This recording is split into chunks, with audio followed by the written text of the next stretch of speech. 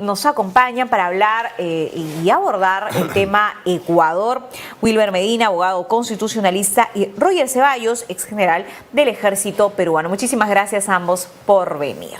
Buenas noches. Armas, municiones, falta de estrategia en nuestro país relacionado al caso Ecuador. Jorge Chávez Cresta declaró hoy, dice que se van a realizar investigaciones en vista de, evidentemente, una falta de estrategia de seguridad frente a lo que ocurre en Ecuador. Me gustaría iniciar con el general Ceballos para una primera impresión de lo que ha ocurrido ayer y hoy.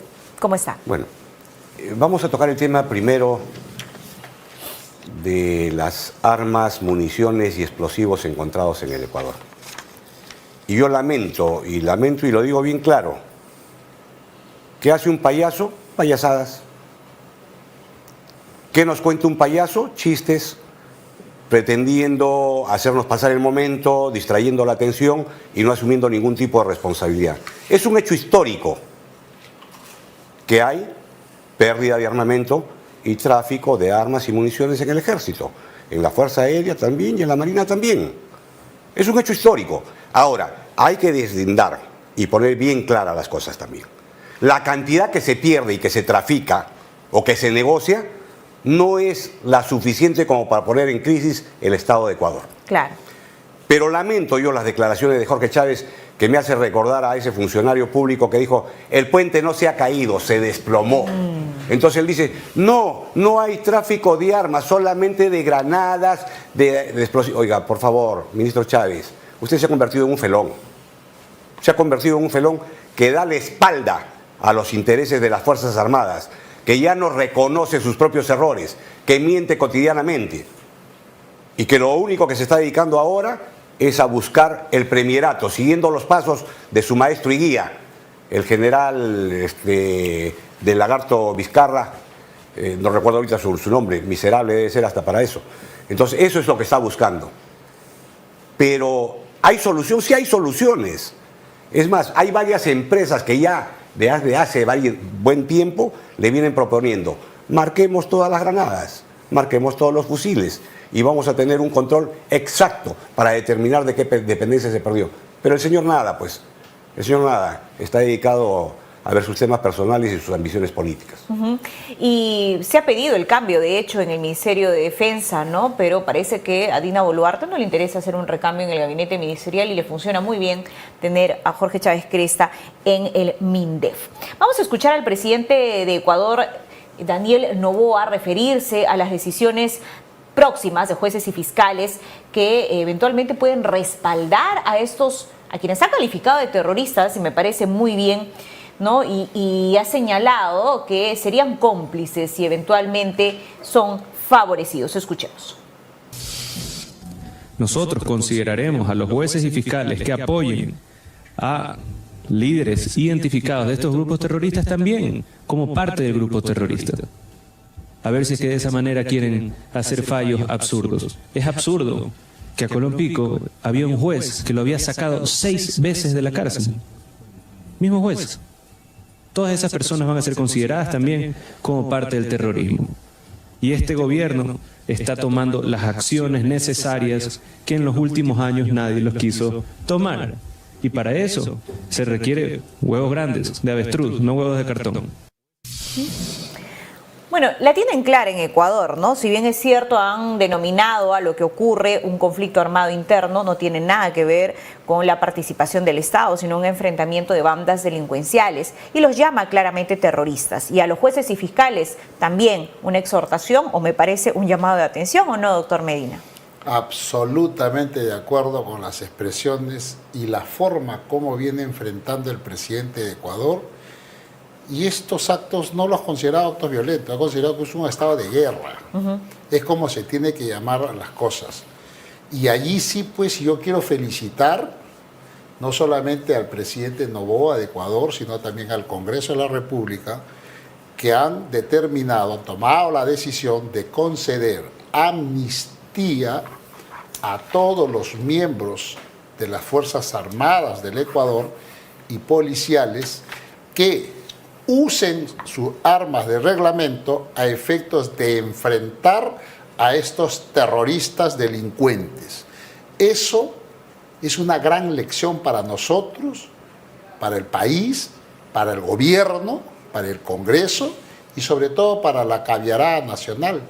Fíjate cómo son los cambios allá, cómo sí se enfrenta y se ofrece esta amnistía para que las Fuerzas Armadas utilicen y hagan eso. Son Fuerzas Armadas.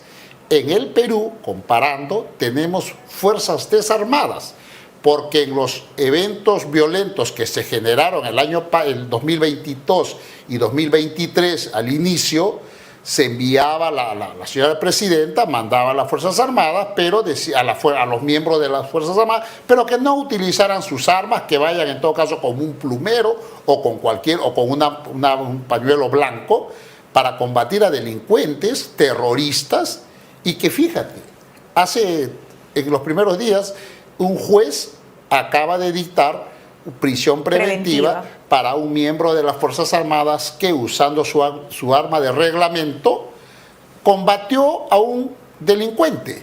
Pero de la Policía Nacional, pero de todas maneras. Exacto. Entonces, vamos a ver, así queremos respetar el Estado de Derecho, queremos hacer respetar a la sociedad, imponer el principio de autoridad.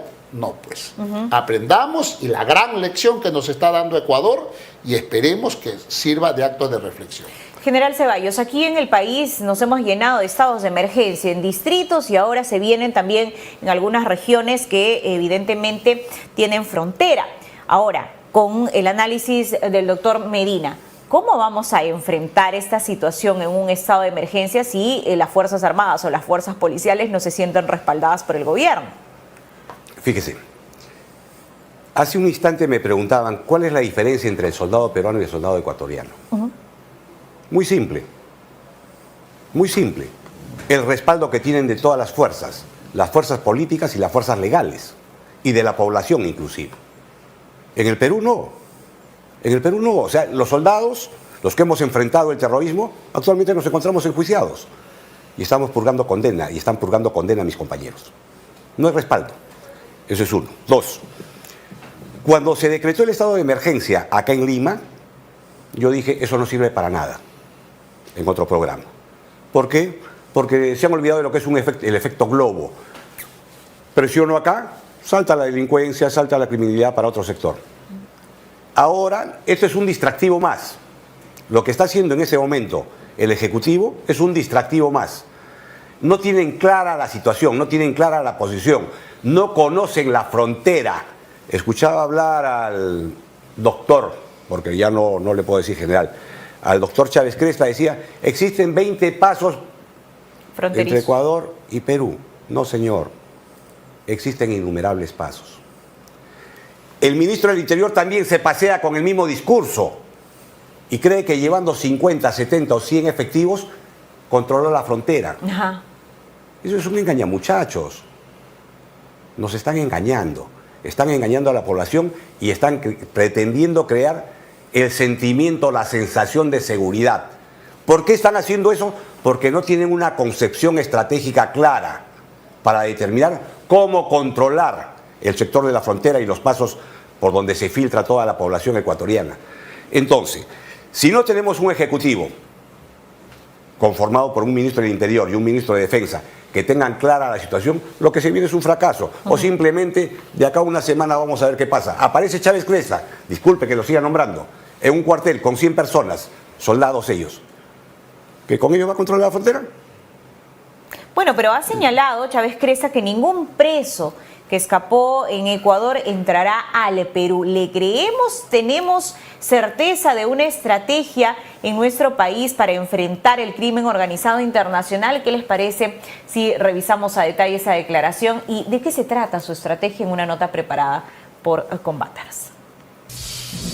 Le vuelvo a repetir, no estamos hablando de armamento, estamos hablando de munición y explosivos.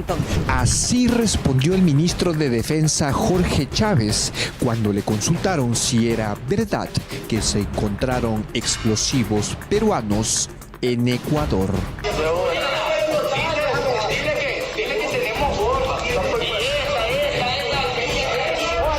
De acuerdo a las informaciones y de las características del material encontrado por nuestra policía, sí se puede arribar a eso y como le dije anteriormente, se está tomando todas las acciones para el control correspondiente. Tanto los ministros de Defensa y del Interior, así como las Fuerzas Armadas, se encuentran en la frontera con Ecuador resguardando la seguridad. El ministro de Defensa también aseguró que el gobierno no planea cerrar la frontera con Ecuador, pues eso perjudicaría las relaciones económicas entre ambos países. No. Me parece que la situación no amerita cerrar las fronteras. Lo que sí amerita es reforzar y resguardar las fronteras para dar seguridad y tranquilidad a nuestra población, en el sentido de no permitir el ingreso de algunos miembros de organizaciones criminales que atenten contra la seguridad misma de nuestro territorio. Por su parte, el ministro del Interior, Víctor Torres, aseguró que los delincuentes más peligrosos de Ecuador que se fugaron de la cárcel no ingresarán al Perú. Lo que ha pasado en Ecuador, le puedo decir al país, a la población entera, que queda en Ecuador. Ese señor que se ha fugado de la cárcel y otras bandas delincuenciales que han han efectuado acciones delictuosas en ese país, quedan ahí. Acá no va a pasar nadie, porque el control va a ser minucioso y estricto y fuerte. Mientras tanto, en Ecuador los actos terroristas continúan. Según un balance que dieron las Fuerzas Armadas de dicho país, 5 terroristas han sido abatidos y hay más de 329 detenidos. Además, se informó que se logró decomisar 61 armas de diferentes calibres, 418 municiones y 24 explosivos. También 28 reos que escaparon de las prisiones fueron recapturados y 41 rehenes fueron rescatados.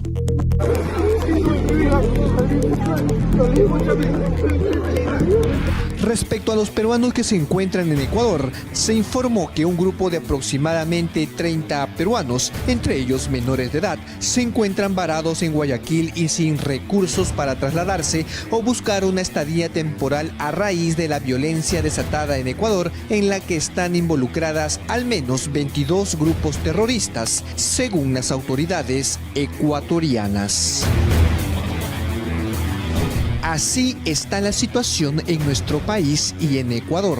Esperemos que mejore pronto y no tengamos que lamentar más vidas humanas.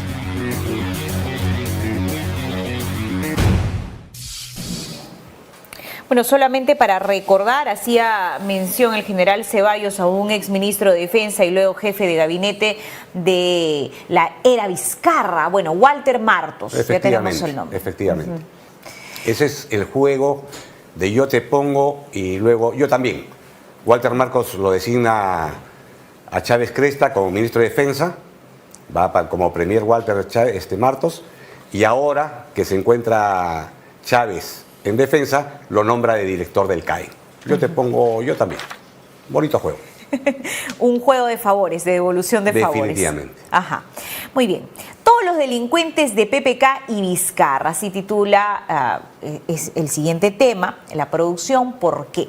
Recordemos que durante el gobierno de Pedro Pablo Kuczynski, pues se tuvo una política de puertas abiertas. Evidentemente había un contexto difícil para aquellos que salían de Venezuela, ¿no?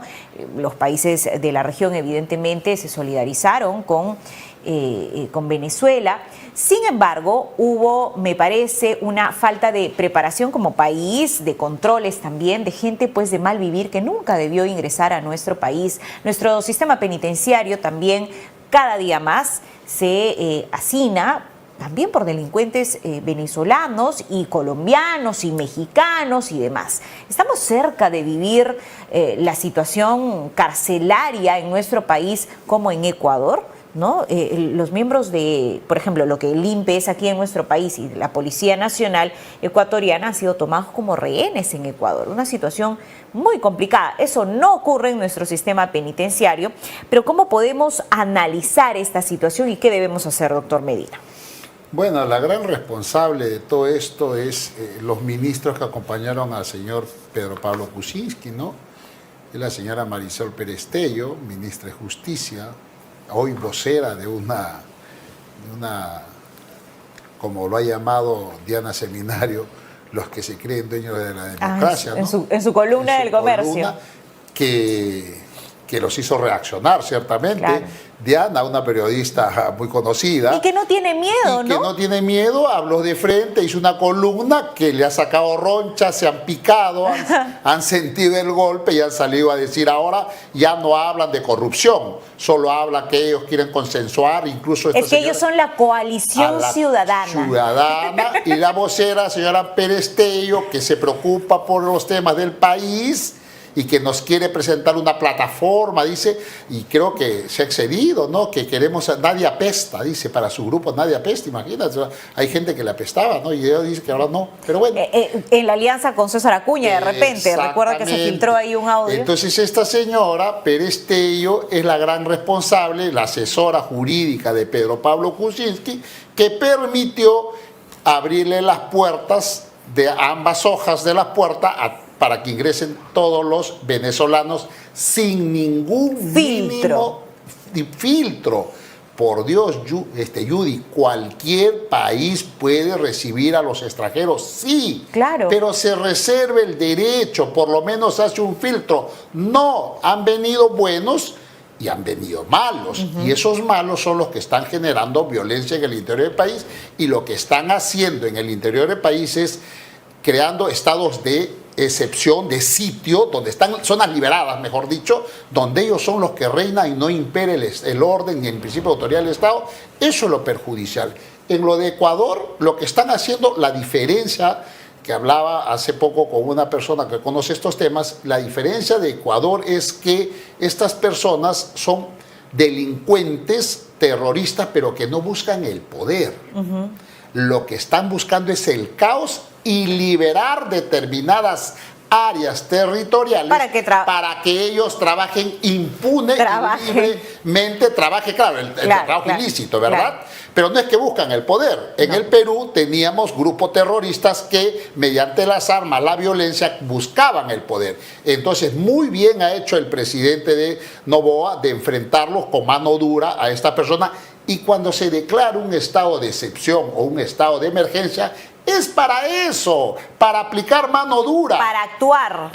Para actuar y utilizar las armas. La fuerza legítima del Estado es utilizar las armas cuando se ve en peligro a la sociedad. Acá se declara estados de emergencia y nada más que ocurre, y han asaltado a la seguridad del hijo de la presidenta de la República. ¿De qué estamos hablando? ¿Qué opina el general? Y perdón, termino. Claro, por supuesto. Las 24 horas que dio el ministro del Interior para que ubiquen a los asaltantes de las armas ha pasado y no ha tomado ninguna medida. ¿Te das cuenta la ineficacia del ministro del Interior? El estado de emergencia, que opina General Ceballos, sirve solamente para generar expectativa a la gente, es decir, para mentirle a la gente, porque se le vendió la idea a la población de que las Fuerzas Armadas iban a salir a las calles a, entre comillas, a apoyar a la Policía Nacional. Me quedaba claro en el papel escrito que eso no iba a ocurrir, que era solo si se requería el apoyo de las Fuerzas Armadas. Nunca vimos a un solo militar en las calles. Pero se sigue hablando de estados de emergencia, pero al momento de tomar una medida dura que restrinja inclusive algunas libertades, no lo hace el gobierno. Lo que denota de que tenemos un gobierno incapaz, por lo menos en el tema de inseguridad ciudadana, tenemos un gobierno incapaz. Y esa incapacidad nace de todo el Ejecutivo y particularmente de los dos sectores involucrados en el problema, defensa e interior.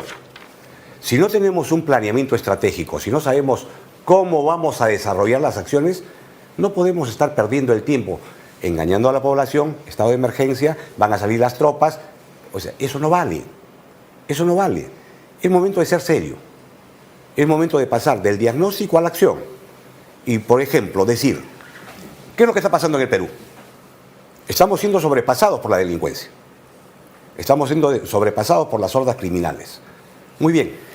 Juntemos a todos los entes encargados y que tienen la responsabilidad de suprimir o controlar o minimizar ese problema.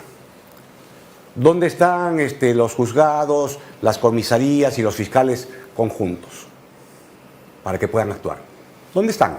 Hay uno de flagrancia, creo 2 o 3 módulos conjuntos. Eso se tiene que replicar en todo el Perú para que actúen de inmediato. Delincuente capturado, procesado, sentenciado de inmediato, 10 días, 15 días. No podemos esperar más. ¿Dónde está la construcción de cárceles que se requiere en el Perú? No hay nada, ni siquiera proyectos. Entonces, ¿dónde lo vamos a capturar y dónde lo vamos a llevar? ¿Dónde está el planeamiento para ver con el control real y efectivo de todos los migrantes que han venido? Real y efectivo de todos. Los que están bien, muy bien. Que se pongan a derecho, que sigan adelante, que desarrollen todas sus actividades. Y todo el resto que no ha sido controlado y que tienen antecedentes delincuenciales, tenemos que sacarlos. ¿Y cuál es el plan para sacarlos? ¿Cómo han previsto sacarlos?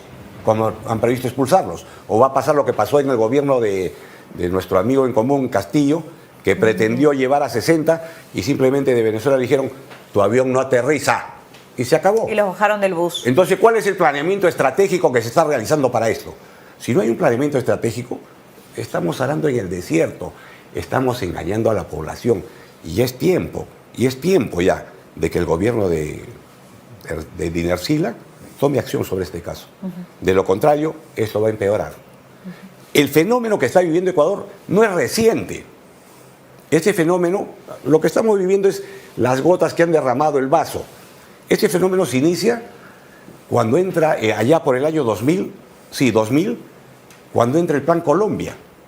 Y cuando el Plan Colombia empieza a presionar a todas las FARC dedicadas al narcotráfico, ellos se refugian en dos territorios, en dos departamentos, en Nariño y el Putumayo, que son fronteras con el Ecuador y también con parte nuestra.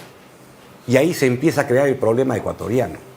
Posteriormente viene el acuerdo de paz, no recuerdo, la desmovilización de la FARC. Y toda esa gente que estaba dedicada al narcotráfico se va a esos dos departamentos. Ellos construyen, implementan todos los crímenes económicos, prostitución, trata de personas, minería sicariato, ilegal, ¿no? Sicariato y todas esas cosas. Y van tomando presencia en todo el Ecuador. Eso lo han dejado seguir y crecer. El presidente Correa expulsó a la DEA. Ojo. Entonces, esto ya tiene, digamos, un largo trascendido. Y lo que está viviendo ahora es el rebalse de esas fuerzas. Eso mismo nos puede pasar a nosotros. ¿Cuáles son las causas verdaderas del origen del problema ecuatoriano? Las cárceles, saturadas, dominadas por los criminales, la inseguridad ciudadana y el narcotráfico. ¿Y acaso no tenemos esos mismos fenómenos en el Perú? ¿Qué estamos esperando? ¿Que también nos pase lo que le pasa a Ecuador? Cuidado. Si seguimos Es así muy de laxos, peligroso. sí. Termino con solamente Sí, porque una hemos sugerencia. preparado una nota justamente sobre el tema. Termino con una opinión al respecto. A lo mejor me van a decir loco. Bueno, me gusta que me digan loco cuando presento una idea. A ver. ¿No? Ecuador va a entrar, está en guerra ya. El mismo Estado, el mismo gobierno ha declarado que está en guerra. Bueno, para sostener sus operaciones hay que ver qué le pasa a la fuerza del orden. ¿Ah? Hay que ver, ojalá que tengan éxito. Pero eso va a tener que tener continuidad. Yo creo que es un momento propicio para que la ONU, la UNASUR o la Comunidad Andina, con la anuencia de Ecuador, se forme una fuerza de intervención conjunta transnacional para que pueda intervenir ahí. Con eso le vamos a dar sostenibilidad al gobierno y con eso también vamos a preparar nuestras fuerzas para afrontar un posible problema que se pueda presentar en nuestro país. No me parece descabellado porque cada caso tiene relación en los países de la región, pero además con eso se puede lograr evidenciar quienes juegan a favor del crimen organizado. Si nos sentamos en una mesa y tenemos a Rafael Correa, evidentemente va a quedar en evidencia. Rafael Correa me trae a la memoria que a raíz del comentario del general Ceballos, de que Rafael Correa no solamente votó a la DEA, se burló de la DEA cuando lo estaba votando y las imágenes salen, decía, he visto y qué placer he sentido cuando los militares de la DEA con la mochila y con la cabeza agacha se retiraban a su avión y se iban botados de este país. Él, Correa, Rafael Correa, presidente de Ecuador, facilitó el ingreso de los venezolanos y de los colombianos a Ecuador exactamente como ha hecho PPK con Marisol Pérez Tello.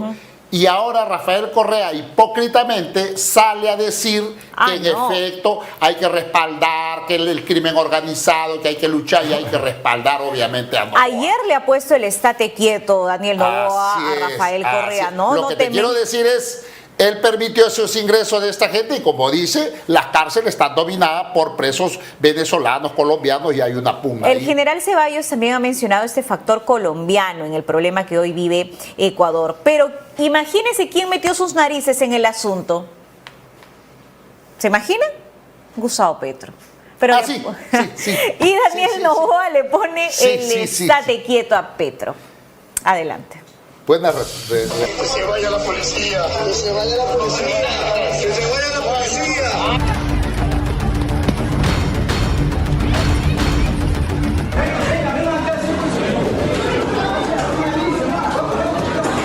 Los actos terroristas que estamos viendo en los últimos días en Ecuador y que va dejando hasta el momento al menos 10 muertos, ha encendido las alarmas en el Perú. Y es que el gobierno ha declarado estado de emergencia en la frontera con Ecuador ante el temor de la población de que delincuentes y terroristas ingresen al país para sembrar el caos.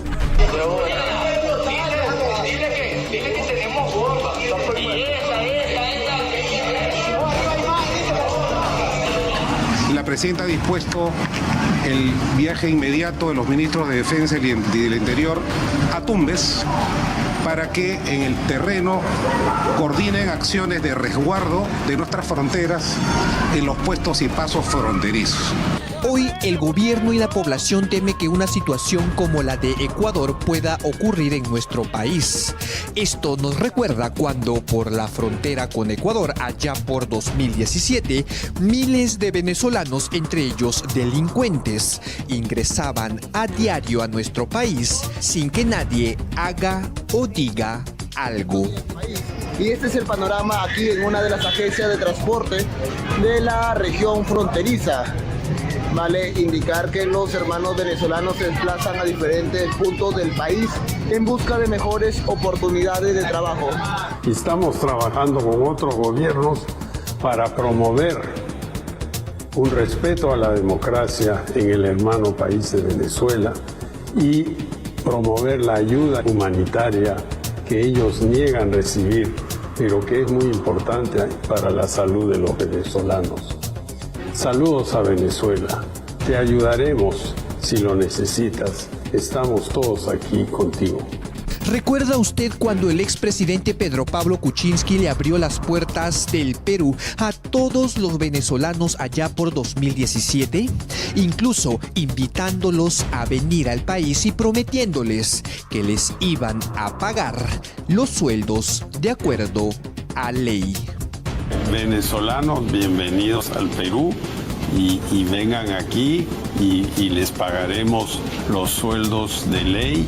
Hoy, después de más de 6 años y con más de 1,5 millones de venezolanos en el Perú, todos ponen el grito en el cielo cuando escuchan que delincuentes ecuatorianos podrían ingresar al país. Incluso vemos a gremios como, por ejemplo, Comex Perú, que sacan comunicados exigiendo la presencia de las Fuerzas Armadas en la frontera con Ecuador.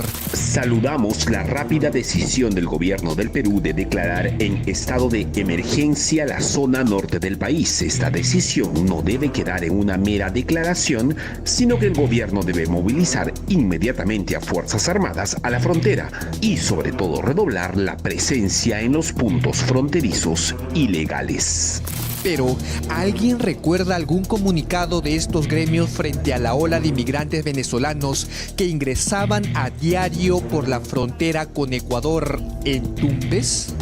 ¿Por qué no se indignaron de la misma manera cuando PPK y hasta el lagarto Vizcarra le abrían las puertas a los venezolanos, que entre ellos había gente de bien, pero también delincuentes ranqueados que, según un informe policial, hoy suman casi 70,000 delincuentes venezolanos que operan libremente en nuestro país?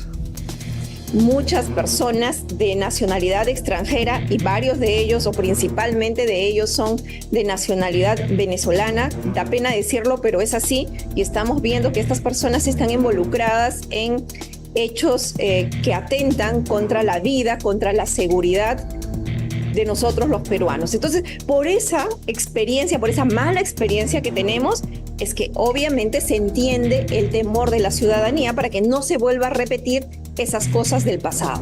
Para entender mejor, así fue el número de venezolanos que ingresaron al Perú.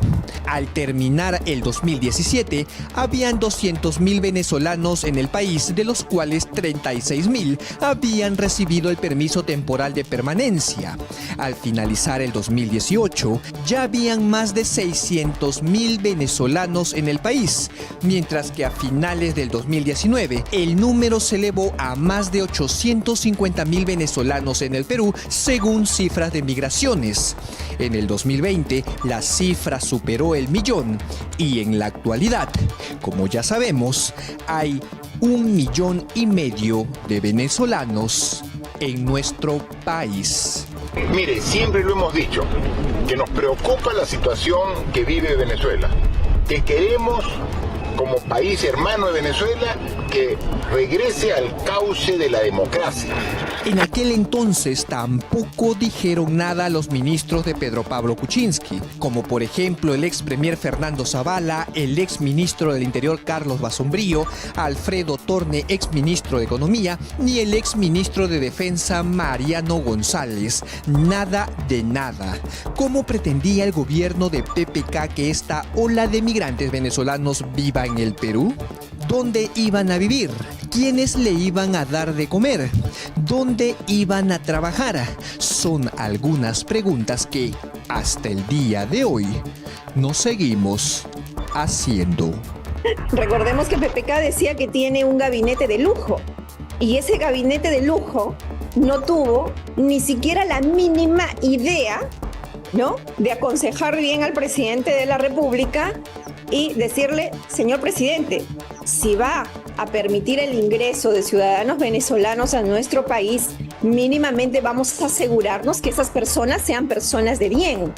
Mínimamente vamos a pedirles antecedentes penales, antecedentes policiales, algún tipo de restricción en las fronteras. No hubo ningún tipo de restricción. Por la frontera norte del Perú ha desfilado miles de venezolanos que no solo ingresaban al Perú, también lo hacían a otros 2 países que también tienen una gran cantidad de migrantes. Tal es el caso de Chile, que tiene hoy en día más de 455.000 venezolanos, y Argentina, con más de 171.000 venezolanos en dicho país. Hay que tener memoria para no poner en más riesgo a la ciudadanía, ¿no?, al pueblo peruano. Entonces yo creo que ellos sí van a tomar, y espero que tomen las acciones pertinentes a efectos de que estos sujetos que están causando tanto caos y zozobra en Ecuador, pues no ingresen a nuestro país. La última data que se tiene es que unos 5.000 venezolanos han abandonado el Perú, también por Tumbes. Sin embargo, hoy los empresarios y los ciudadanos temen que los delincuentes ecuatorianos ingresen al Perú. Paradojas de la vida o no, esta es la situación de nuestro querido Perú.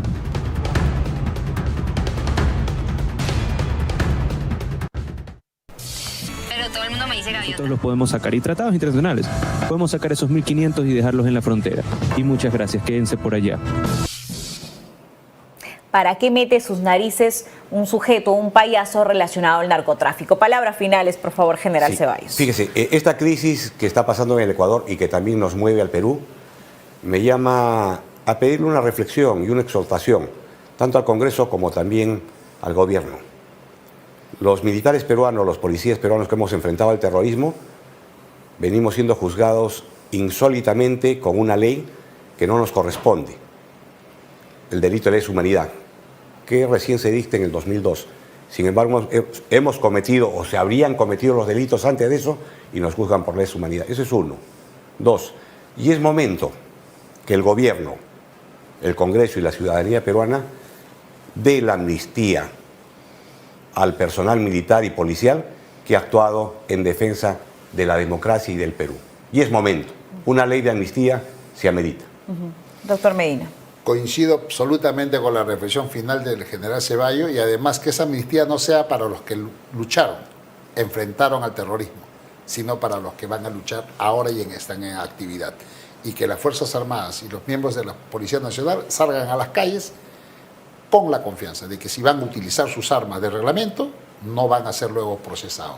Es maravillosa la actitud que viene teniendo el presidente de Ecuador, nos está dando una gran lección de cómo enfrentar a esta gente simplemente con la fuerza legítima que el Estado tiene la obligación. Bueno, tiene que hacerlo, tiene 37 años, poca experiencia, pero los últimos presidentes han demostrado ser laxos, por lo que ha contado el general Ceballos cómo se ha venido construyendo este crimen organizado y ahora ha venido como una avalancha, pero una avalancha no aparece de la noche a la mañana, ¿no es cierto? Muchísimas gracias a ambos, se nos ha terminado el tiempo, nos reencontramos mañana. Chao.